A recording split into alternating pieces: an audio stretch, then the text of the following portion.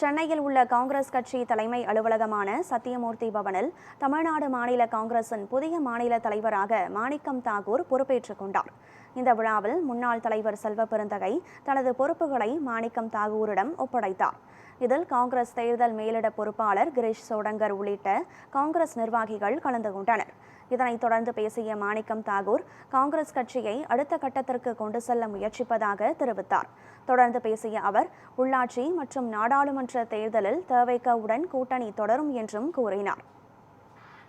நம்ம கட்சியில எந்த கட்சியோட கூட்டணி இருக்குங்கிறது நம்ம ஒரு விஷயமா இருந்தாலும் நம்ம 141 வருஷ பாரம்பரிய கட்சி, அதை மட்டும் நம்ம மறந்துட வேணாம். நம்மளுக்குன்னு ஒரு ஸ்டைல் இருக்கு, நம்மளுக்குன்னு ஒரு ஒரு ஒரு மிடுக்கு இருக்கு. எங்க அண்ணன் விஸ்வநாதன் அண்ணன் வந்து அவர் சட்டையும் வேஷ்டியும் கட்டியிருக்க ஸ்டைல பார்த்தாவே நம்மளுக்கு புறாம வந்துடும். அதனால என்ன, அப்படிப்பட்ட மிடுக்கோட இருப்பவர்கள் நம்ம அந்த காங்கிரஸ் கட்சி கதர் சட்டையும் கதர் வேட்டியும் கட்டி நடந்து போறது அவ்வளவு தெளிவா நடந்து போற பழக்கம் உள்ளது.